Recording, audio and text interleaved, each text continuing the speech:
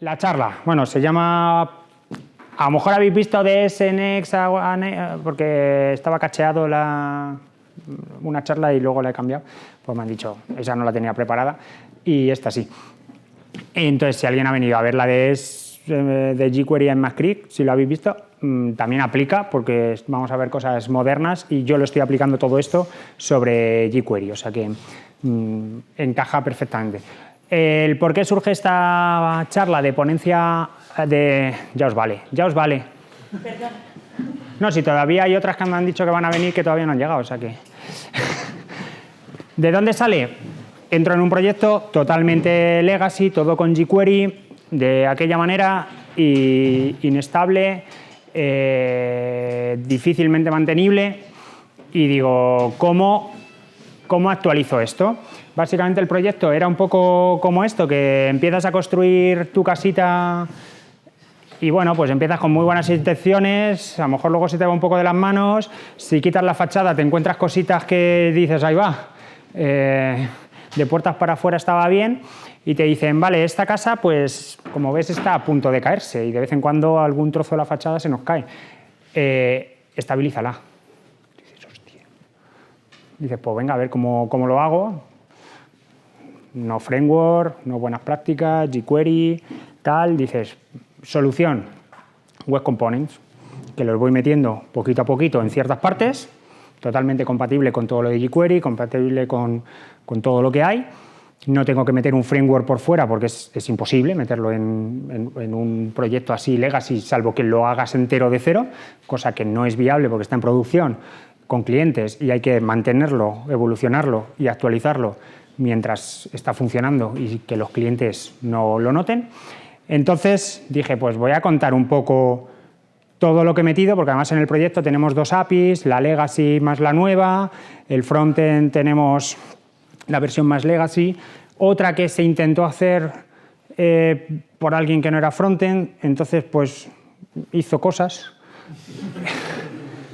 Y luego llegué yo y dije, es que hay que hacerlo bien, pues vamos a hacer una tercera forma. Entonces, imaginaros un frontend con 3 versiones de frontend diferentes, con dos backend diferentes, 2 APIs diferentes, y cómo actualizas partes que dentro de la misma página había cosas que tiran a la API vieja y cosas a la API nueva, ¿vale? O sea, poneros en situación y digo, pues voy a hacerlo. Así que este soy yo, estoy como Head de Tecnología en Actio Global, que es esta empresa que tiene un producto y lo estamos, pues eso, modernizando. Y aquí estoy en versión Light Code, pero nos podemos poner en Dark Mode, no sé cuál preferís. Ahora estoy un poco Light Mode, pero creo que se va a ver mejor. No sé cómo lo veis mejor, Light o Dark. Luego va a haber código y todo, ¿eh? Dark Mode, sois Dark Team. Vale. Pues ya, ahora sí que empieza la charla y nos ponemos en grande. Habéis visto que todo eso es web, chaval. Es Reveal.js sobre una página en Astro. Que eso, ya veré, me han propuesto que haga de una charla de cómo he hecho la charla. O sea, la metacharla. ¿Vale? Porque vais a ver... Luego os dejo la URL y os veis los memes con audio, porque ya es la evolución. Son vídeos con audio. O sea, esto ya no son memes, es más. Y os los escucháis, ¿vale? Pero bueno, es... What is this? Decía así como... Pero bueno... Creo que lo voy a silenciar, tío. Me está o sea... ¿Cómo domino ya? Aquí había 2 que les había llamado a los web components. ¿Hay alguno que sé que es más que es... ¿El resto sabéis lo que son? Yeah, bien. Pues es esto. Son 3 APIs principalmente. Antes eran 4, pero... Ah, no, pero esto lo digo después. Es un conjunto para crear etiquetas HTML personalizadas. Entonces, lo que te permite es que sean etiquetas personalizables, reutilizables y encapsuladas.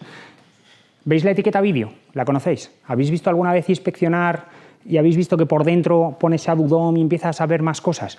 Pues eso es un web component, una etiqueta vídeo que por dentro son muchas etiquetas HTML, es un mini documento en el que tienes tu propio CSS y tu propio JavaScript encapsulado que solo afecta a eso y no te afecta lo de fuera, salvo que tú abras una API que permitas que te modifiquen el interior, tanto de CSS como de CSS, y tú te comunicas hacia afuera Bueno, también por HTML con atributos y tal, para cambiar cosas en JavaScript y en el propio HTML mediante atributos.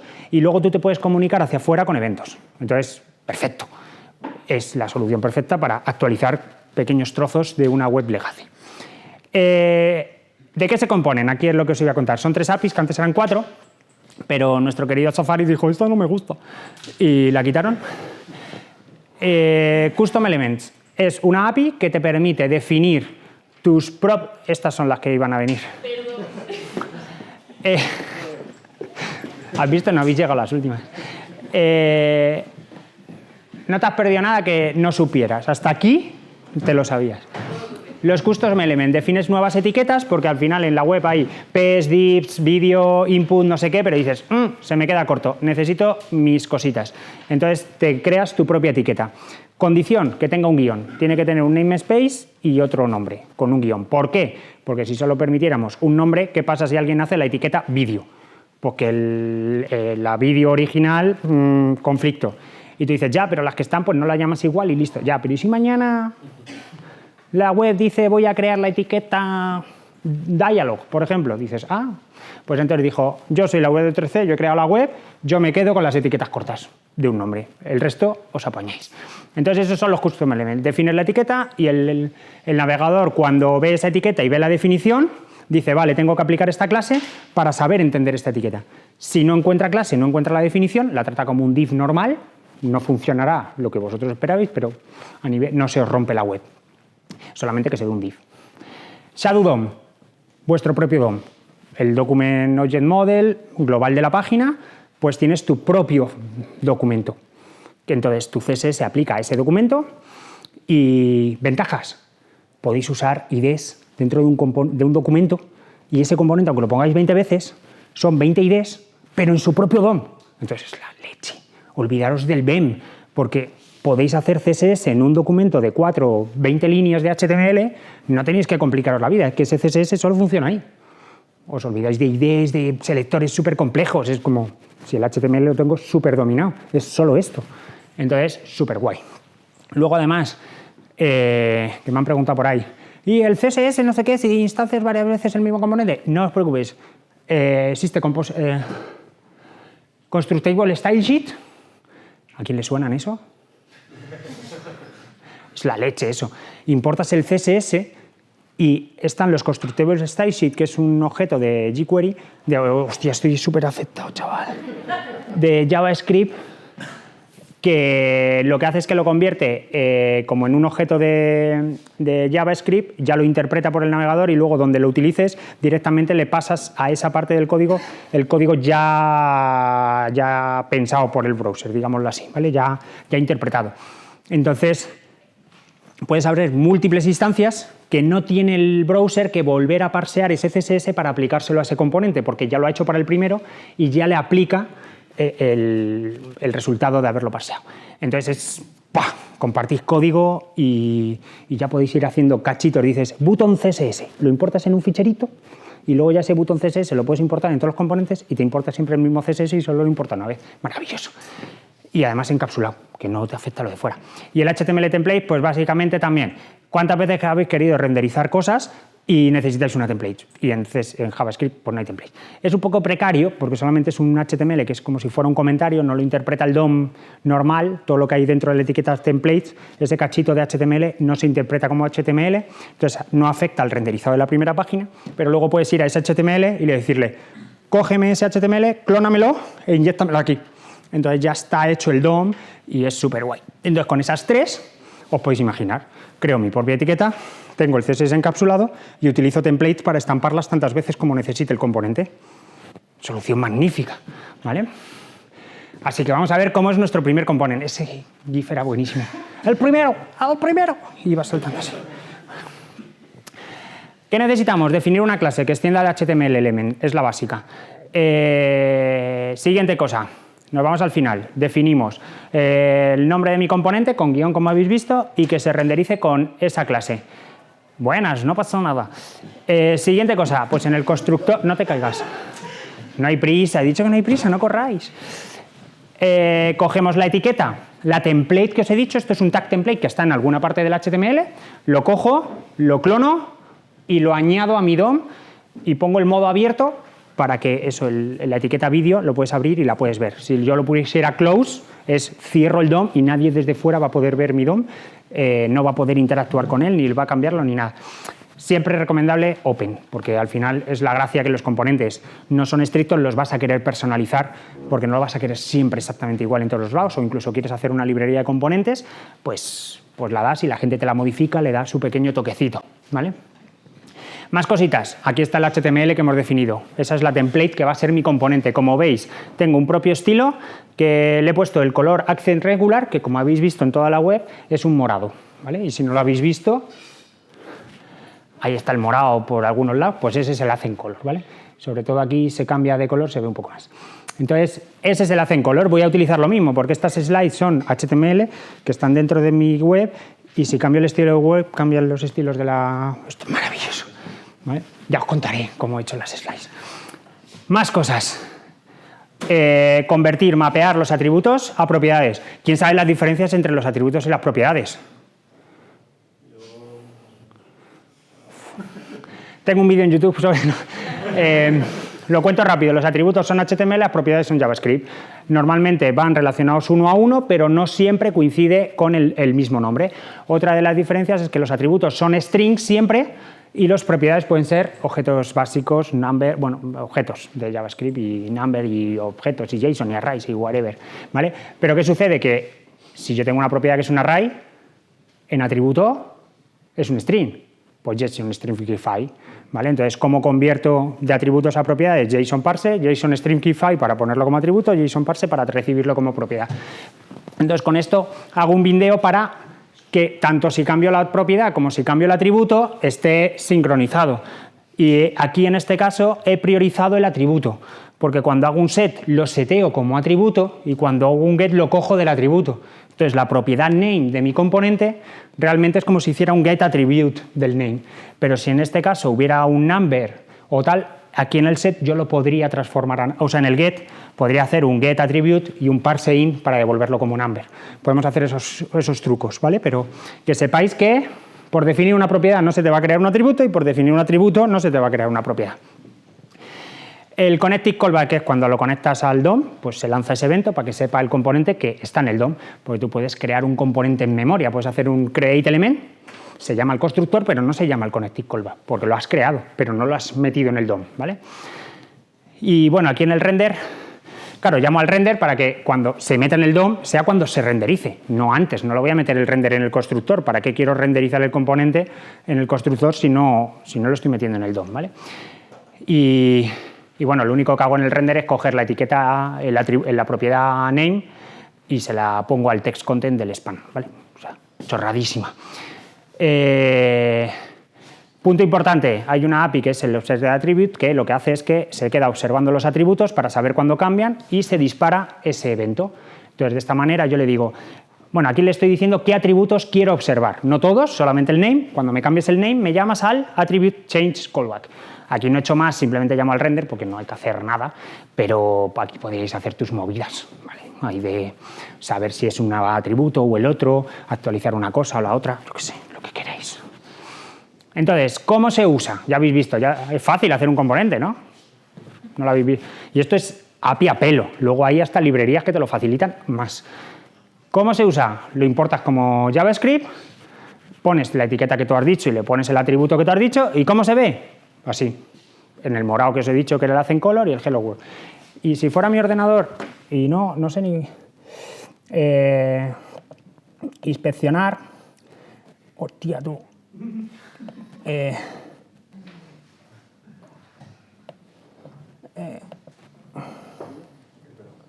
aquí está el componente y si yo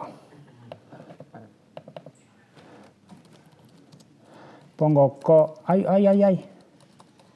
commit conf, pues habéis visto que cambia el atributo, ha lanzado todo lo que os he contado del attribute change callback, bla, bla, bla, y al final se ha hecho el render y se ha renderizado el componente, ¿vale?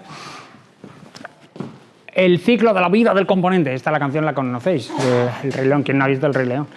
¿Vale? Esto os lo he contado, os lo he dejado más que nada por documentación, ¿vale?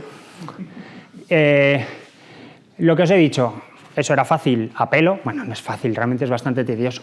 Con Lit es una librería que nos añade un poquito de sugar syntax para facilitarnos las cosas, pero tampoco nos hacen cosas raras como los frameworks, ni cosas oscuras, aquí no sabes lo que pasa, y es para crear componentes ligeros y tal. El mismo componente hecho con Lit sería igual, creas una clase, lo único es que en lugar de extender de HTML element, extiendes de Lit element, que te va a añadir pues ese binding de atributos a propiedades, un poco esas cositas que se hacen en todos los componentes, se define exactamente igual. Aquí cambia porque lo pones como atributos, los styles, y él por debajo va a hacer los constructible style sheet. Si los soporta el navegador, los mete como constructible style sheet, si no, los mete como style. Él ya se gestiona esas cosas, pero fomenta los nuevos estándares. Entonces, tú utilizas los constructible style sheet. Así que este CSS, tantas veces como instancias el componente, es siempre la misma renderización del CSS, digamos, como la misma... Sí, interpretación. No tiene que reinterpretarlo cada vez. Las propiedades y los atributos se definen de una manera más fácil. Aquí estoy definiendo solo propiedades. Si quisiera que se reflejara como atributo, tendría que poner un reflect a true y entonces eso lo refleja como atributo. No siempre queremos reflejar como atributo todas las propiedades. Normalmente, porque al final modifica el DOM, eso es más lento, entonces no siempre es necesario. Solamente cuando necesitéis esa propiedad es tirarla por CSS. Si vais a necesitar utilizar esa propiedad en el CSS, por ejemplo, tiene una propiedad que es size, imagínate, que dice size big, size small, size medium. Pues como yo quiero esa propiedad para luego desde CSS decir si mi componente es size small, ponle tal font size o hacer ese tipo de modificaciones, entonces sí la pasas como atributo. Y nada, el render súper fácil, ya utilizan las literal templates. La etiqueta lit.html es la polla, es esto, perdón. Lo podéis usar en cualquier cosa, es una librería que utiliza las literal strings, literal templates, como sistema de templating. Entonces, esto es una, no sé cómo se llama, literal template function o algo de eso, que vosotros esto lo habéis visto normalmente con la comita. Si le añades esto, es una función a la que le pasas todo lo demás como primer atributo y luego troceado hasta donde hay variables, y luego lit además empieza a usar caché, y si tú cambias el name pero no cambias otra cosa, lo que hace es que solo modifica ese cachito de la template y no lo demás. Todo lo demás lo tiene cacheado, entonces es la leche. Y solo son un K y pico, o sea, es maravilloso. Ese código es poesía, hay que verlo. Y ya está. Se importa exactamente igual, se usa exactamente igual y se ve exactamente igual. Habéis visto que es el mismo componente. Ahora vamos a ver unos cuantos patrones.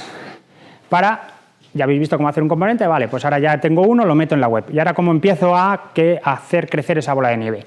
Con la composición.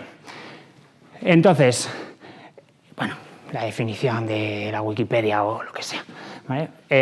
Tenemos nuestro componente, que yo me creo mi list item, que tiene una imagen y un título. Ya está. Lo quería poner fácil porque digo, lo mismo no saben componentes, no le voy a... Fácil. Bueno, esto es... aquí he hecho el list item, que no os enseña el código por no hacerlo más largo, pero bueno, lo que hace básicamente es colocar, solo mete un CSS para que la imagen y el H3 se pongan de esta manera. O sea, es un componente que solo tiene CSS, ¿vale? Y como resultado da esto. Como veis, se pueden usar con el LightDOM y crear su propio ShadowDOM, que eso luego lo estudias, que de eso no hablo aquí.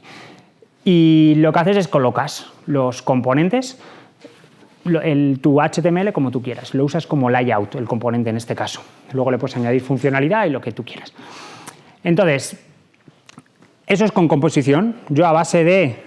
Tengo un componente que con otros elementos, en este caso son elementos de HTML normales, pero podría hacer composición de componentes con componentes y que un componente sirva solo de layout y coloque otros componentes. Y los mixins son un patrón para extender clases de JavaScript. Básicamente es una función que recibe una clase y devuelve una clase extendida de la clase que tú le has pasado. Me he explicado, ¿no? O sea, tú le pasas una clase, haces un extend de esa clase. Vamos, lo que pone en esta línea. O sea, clarísimo. Una función y devuelve un class que extiende de la que le has pasado ahí. Clarísimo. Súper fácil. ¿Qué cosas tiene? Pues que tú le metes tus atributos, pues tus métodos, tus movidas, ¿vale? Vas extendiendo y lo que vas a recibir es una clase con todos esos métodos. Lo bueno de esto es que no, como en JavaScript no puedes hacer class de no sé qué, extiende esto y extiende esto y extiende esto y extiende esto, pues lo que haces es el mixin, que le pasas la clase HTML element, por ejemplo, y una clase que haga cosas. Y ese resultado se lo pasas a otra función que haga sus cosas y con eso consigues herencia múltiple en JavaScript. Precioso, ¿vale? Hay a quien dice que son guarradas JavaScript, pero es maravilloso poder hacer estas cosas. Entonces, ¿aquí qué he hecho?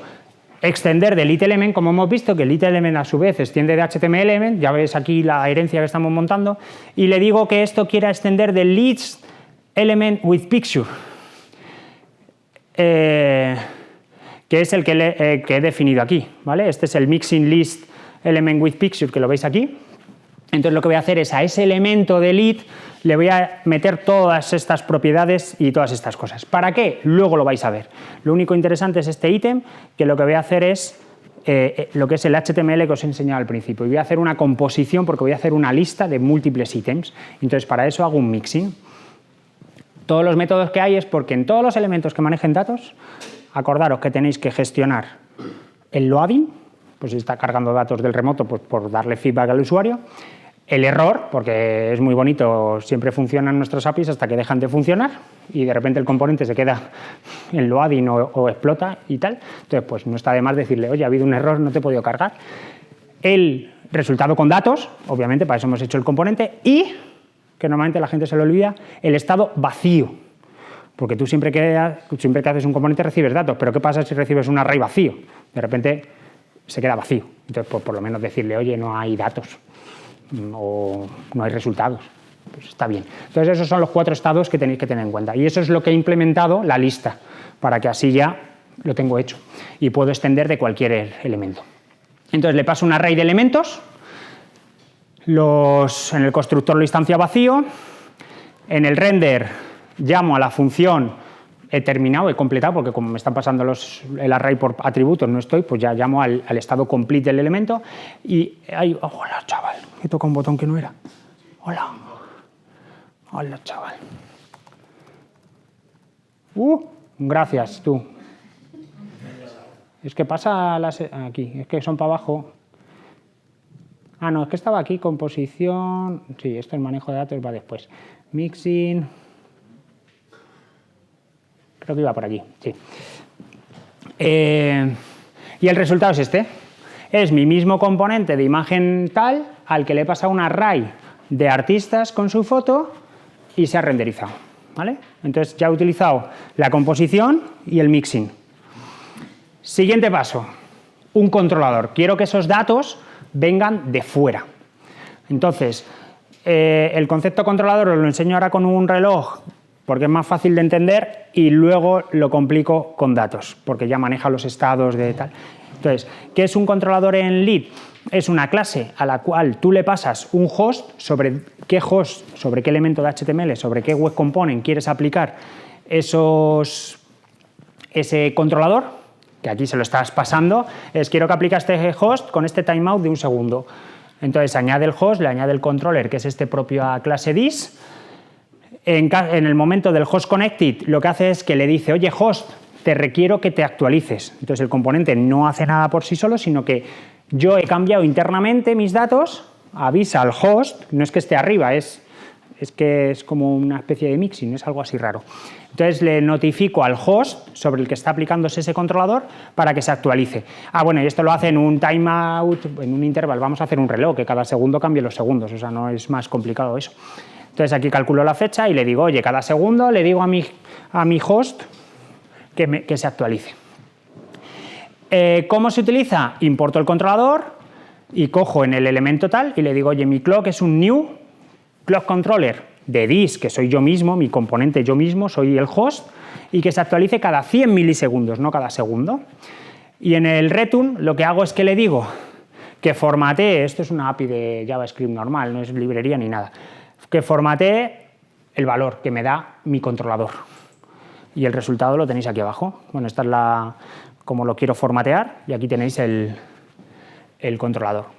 Y el componente se va actualizando y toda la lógica está en el controlador. Ya empezáis a ver ahí arquitecturas hexagonales, estamos pasándole la responsabilidad al controlador, mi componente solamente hace la vista y delega toda la lógica de negocio al controlador. ¿Vale? Súper guay. Vale, ¿cómo empleamos todo esto para el manejo de datos? Pues Lead te ofrece un controlador especial que se llama el AsyncTask, que lo importas y por debajo es un controlador que gestiona los 4 estados que os he contado de un componente, el error, el complete, el loading y el empty. Bueno, el empty sí, más o menos no lo controla, pero te da el complete y tú ya ahí compruebas si está empty o no empty. Entonces, importo la task. Aquí en este caso, en lugar de pasarle un array, le estoy pasando un endpoint. Le estoy diciendo a mi componente, oye, la petición de datos hazla a este endpoint. De esta manera puedo utilizar el componente para un endpoint y el mismo componente para otro endpoint. Mientras me devuelvan los dos endpoints la misma API, pues no hay problema. Esto es cómo se define la task, que le estoy pasando que los argumentos son el endpoint. Esto lo que le estoy diciendo es a la task, cada vez que te cambien el argument, dispara todo el ciclo de vida de volver a hacer la petición de datos y dispara todo el proceso. ¿Vale? Y ejecuta esta task, que vas a recibir el mismo endpoint que te he pasado como atributo antes, que este disendpoint es este de aquí, y lo que vas a hacer cuando se dispare es una petición fetch normal, si todo ha ido bien, si no ha ido bien las cosas, haces un error, y si no, respondes con el JSON parseado, ¿vale? Y en el render, este es un método que te ofrece el controlador task, que ya te pone el pending, el complete y el error. Y yo voy a llamar al dispending, al discomplete, que estaban definidos en mi mixin. ¿Os acordáis que habíamos definido esos estados? Pues los utilizo aquí porque este componente lo que está haciendo es extender del mixin y además importar el componente. Ya estamos mezclando ahí 2 de los conceptos pasados. Si os explota un poco la cabeza, me avisáis y freno, ¿vale? ¿Qué conseguimos? Mismo componente, si le paso la API de Artist, me imprime Artist, si le paso la lista de comunidades autónomas, me imprime comunidades autónomas, ¿vale? Y esto, si hacéis scroll, es de verdad, esto está funcional, ¿vale? Ahí y cada una, ¿vale? Súper guay. Entonces, más o menos ya estamos encapsulando la gestión de las peticiones con el task, todo el ciclo de vida del componente, ciertos métodos que voy a utilizar para todas las listas en un mixin y mi componente concreto que va a tener la lógica que básicamente es enganchar cosas. ¿Qué pasa si yo no le quiero decir al componente la API a la que tiene que llamar y darle esa responsabilidad al componente? Pues que toda ese fetch, no sé qué, a lo mejor no es un fetch, es mucho más complejo, o el fetch a la vuelta tienes que parsear los datos y cambiar el modelo de la API al modelo que utiliza el frontend. Yo qué sé, ya empieza a complicarse y dices, hostia, pues lo mismo, es demasiada lógica para ese componente visual. Pues tenemos un contexto. El contexto es una API nueva, el API Context, no sé cómo, Protocol, no sé qué. ¿Alguien lo conoce ese? Súper guay. Conocéis los eventos. Evento para arriba, alguien lo escucha y normalmente alguien lo escucha, hacéis algo y ya está. ¿Alguna vez habéis probado a lanzar un evento y el que lo escucha pasarle información al que ha lanzado el evento y desde el de abajo que ha lanzado el evento recibir esa información y hacer algo? Es la polla eso. Es una forma de hacer inyección de dependencias en los web components. Yo hago un request de algo, el de arriba lo escucha, mete contenido en el event detail, porque los eventos son síncronos, lo sabéis, parece que son asíncronos, pues son síncronos. Entonces yo desde que lanzo el evento, si alguien me modifica el event.detail, en la siguiente línea, después de yo hacer el dispatch del evento, ahí tengo el event detail relleno de quien me lo haya escuchado y me lo haya cambiado. Es maravilloso. Entonces, con ese API dijo alguien, que no sé, me atrevería a decir que hasta fue Justin Fernani, seguramente. Dice, ¿y si extiendo de la clase event, la cambio un poquito con ciertas cosas y la llamo event context, y entonces es un proceso especial dentro de toda esa lógica de eventos en la cual un componente lanza un evento concreto con un detail concreto especificado y quien me escucha me modifica una propiedad concreta del detail y yo ya cuando lo escucho sé dónde encontrar las cosas y establezco ese protocolo, simplemente es utilizar la API de evento, ponerle un protocolo, unos acuerdos de yo te voy a mandar este evento y esta propiedad en el detail y tú me vas a devolver esta otra propiedad en el detail. ¿Estamos todos de acuerdo? Sí, pues venga, estándar, para arriba, lo montamos, ¿vale? Entonces eso es lo que funciona. Yo creo un contexto que esto, el create context por debajo usa un symbol y poco más para luego saber que lo que yo te mando pues soy yo el que te lo he pedido, ¿vale? Entonces, tenemos un context consumer, que es el componente, digamos, de abajo en el árbol del DOM, que es el que va a lanzar el evento de quiero contexto. Soy tonto, necesito que me des contexto de dónde estoy. El contexto, que es el context list, te voy a dar una lista para que te renderices. Aquí, como veis, sigo exportando del mixing todo, o sea, todo esto cada vez lo vamos complicando más.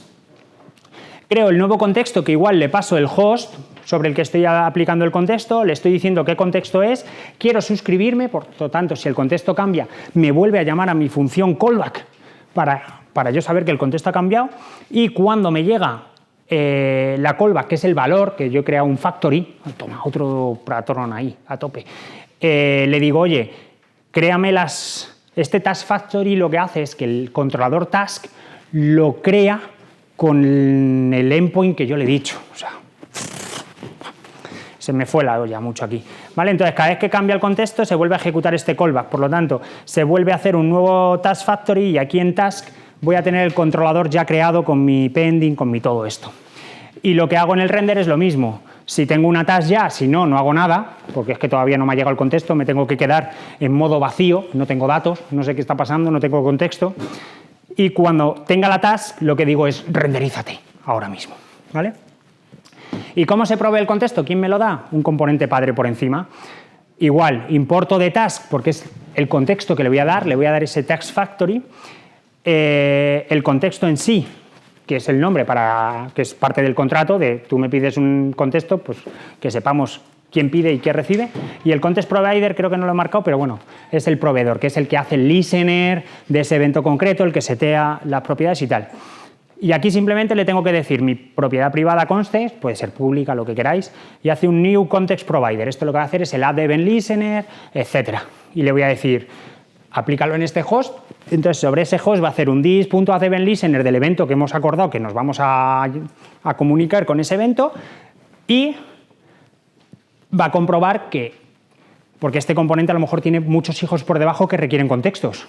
Entonces, va a escuchar todos los event listeners de contexto y va a decir, ¿el contexto que me pasas es el que yo quiero? No, no hago nada.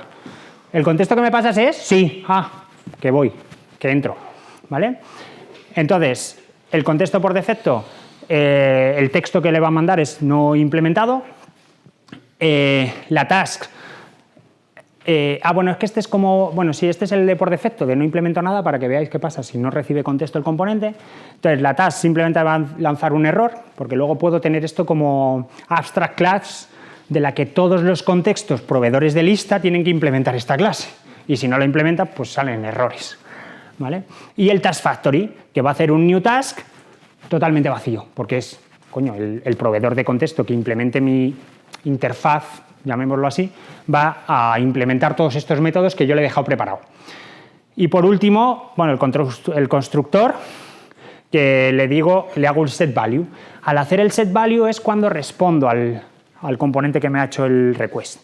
Y va a recibir ese this task factory que está definido por ahí arriba, aquí arriba, ¿vale? Entonces, ahora esa es la clase como básica de todos van a hacer eso y ahora hacemos el contexto artista. Contexto artista, ya defino mi task como antes, lo único es que el endpoint pues ya le voy a pasar el que yo quiero y lo mismo voy a hacer con las comunidades autónomas. Tengo aquí mi context provider empty, que es el primero que hemos creado que no va a dar contexto, uno que va a proveer artistas, otro que va aquí la he liado. Sí, aquí son comunidades autónomas y este creo que es uno que va a dar error, ¿vale? Porque no está implementado realmente. Y uno que va a devolver una lista vacía, expresamente vacía, ¿vale? Entonces son 4 elementos que están implementados extendiendo la misma clase de contexto y tal. Solo ha cambiado el Task Factory y las 4 funciones que le he dejado que personalice. Y conseguimos esto, que tenemos un componente que no ha recibido contexto porque le da un contexto, o sea, que no tiene contenido, un contexto empty, de no tienes lista, pero si este componente que está aquí, habéis visto que había un drag zone y eso, ¿no? Lo he dejado ahí desapercibido, pero yo cojo este, lo arrastro aquí, que me dice drop component to provide context artist. Maravilloso.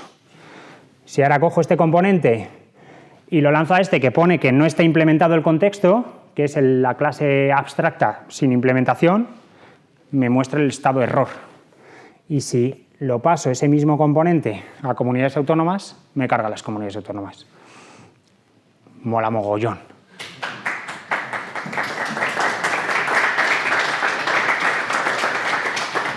Entonces, el mismo componente, recapitulamos todo para ver si estamos todos en sintonía. Tenemos el mismo contexto. He hecho un componente, vamos a hacerlo aquí, que se vea, de artistas. Y el loading casi no se ve, pero está ahí, ¿vale? Tengo un componente que tiene foto, que me estila foto y texto. Perfecto. Lo convierto en un componente lista, que itera un array de elementos para tener varios. Le meto un controlador de tasks para gestionar los diferentes estados que tiene cuando gestiono datos externos. Y luego todo eso lo meto en un context provider para que el componente sepa o pida la task, el task controller que necesita, la API a la que llamar, el servicio, digamos que está haciendo la inyección de dependencia del repositorio en arquitectura hexagonal. Este componente lo que está haciendo es, como no hay inyección de dependencias per se en JavaScript o en Web Components, porque el constructor no lo llamas tú, sino que se llama solo por el browser, tú no le puedes meter tu repositorio en el constructor, porque no llamas tú al new. Entonces, no hay manera de hacerlo. Solución, Context API Protocol, ¿vale? Entonces, yo mediante ese protocolo estoy diciendo, inyéctame mi repositorio, el que yo necesito, no sé dónde tengo que pedir los datos.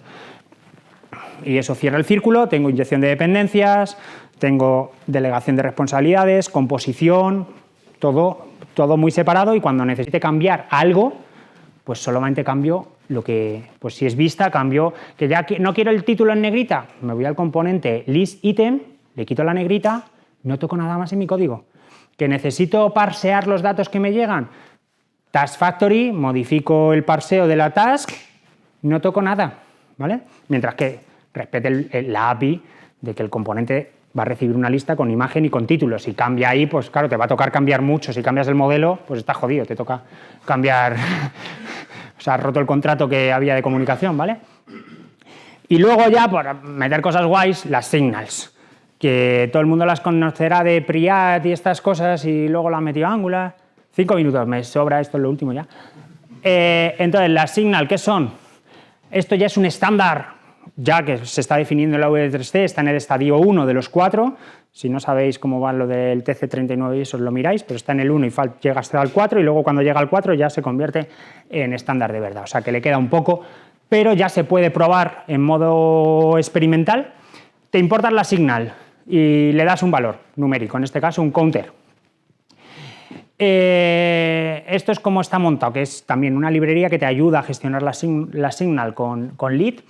Entonces tienes un watcher para que esté pendiente de esa signal. E importo la signal que acabo de definir en la slide anterior, ¿vale? El counter ese. Y lo que hago simplemente es un componente hiper pequeño que solo tiene un render de renderiza la signal. Ya está, no hago más. Vuelvo otra vez a mi lista y le digo, añádele a todo lo del signal context tal, pues métele el misil del signal watcher, más leña ahí, ¿vale? Y le meto un evento on click, por ahí hay un listener que va a llamar a este evento, pero lo interesante es que si clicas y tiene la clase add, pues lo desclicas y le restas 1 al contador, y si no la tiene le sumas 1. Ya vais viendo lo que va a pasar, que cada vez que cliques va a sumar contador a qué elementos has añadido. Entonces eso lo meto en los dos componentes, y si yo clico un cacharrito, se me pone selected 1, pero si clico de la otra lista también. Maravilloso. Y si desclico, es el contador. Puedes tener carritos de la compra y que se actualice el carrito. Tú le dices, tengo elementos, cada vez que cliquen en un elemento y lo añada al carrito, hay un signal en el componente carrito de la compra que recibe ese contador, ¿vale? Ahora está bastante... Hay librerías para meter objetos también en Signal y meter más chicha, con números, string y tal, va súper bien. Y podéis hacer estas cosas. Habéis visto que todo como súper separadito. Aquí hay un montón de recursos y se me ha ocurrido este ejemplo loco para meter todo, pero obviamente no tenéis que meter todo, podéis meterlo poco a poco. Y esto lo que me ha permitido, por ejemplo, es en un componente, que he hecho un componente que en una página tira de la API vieja y en otra página tira de la API nueva. Entonces me he creado dos servicios, uno que carga el repositorio de API 0 y otro de API 1, dos repositorios. El servicio se le inyecta al repositorio en función de la página que estés y tal, y ese servicio se lo inyecto como contexto al componente. Entonces el componente recibe un servicio por contexto y hace la petición a donde toca. Entonces el mismo componente lo puedo usar en cualquier parte de la web y me da igual que sea la API 0, la API 1 o la API que empecemos a hacer que sea la API 2. Solamente tengo que hacer un repositorio para conectar con esa API. Por detrás también tenemos nuestro modelo de dominio en el frontend, que es propio, no coincide con el del backend, porque es como me quiero comunicar yo en el frontend, y ese servicio simplemente me tiene que devolver un objeto de mi modelo. Punto pelota. Y tengo mi componente que lo voy metiendo poco a poco en todos los lados. Y eso del contexto, habéis visto que es todo con Web Component, pero como va por eventos, yo puedo hacer en el document utilizarlo como proveedor de contexto. Entonces, mis componentes, sin estar wrapeados por otro componente, van a lanzar el evento y el document va a escuchar el evento y le va a proveer el contexto. Entonces, puedo meter componentes con toda la arquitectura hexagonal que puedo tener luego en un componente page que ya orquesta todo eso de una manera mejor, pero puedo ir metiendo componentes sin tener que refactorizar de abajo, sino de abajo arriba, y según vaya plagando todo de componentes, llegará un momento en el que diga, mira, document fuera, mete un componente con mis mixing, con mis cosas que ya orquestan todo esto. Entonces puedo ir actualizando todo de abajo arriba. Conclusión, principio de Rubik, divide y vencerás. Un problema grande como el que yo tenía en la casa, vamos a cachitos, solvento cachitos poco a poco y se resuelve el problema grande solo, poco a poco, ¿vale? Y principio solid, bajo acoplamiento, alta cohesión. Intentemos no acoplar, la cohesión es ese documento, ese API, ese dominio que vamos a definir, y esa es nuestra cohesión. Mientras estemos cohesionados no tengo que estar, cada uno tiene sus responsabilidades, ¿vale? Inyección de dependencias, todos los principios solid, pues aplicadlos para que esto sea posible. Aquí tenéis todas las referencias de pues el TC39 Proposal Signal, el Leak Content, los mixing, todo, ¿vale? Para que leáis y apliquéis. Así que muchas gracias.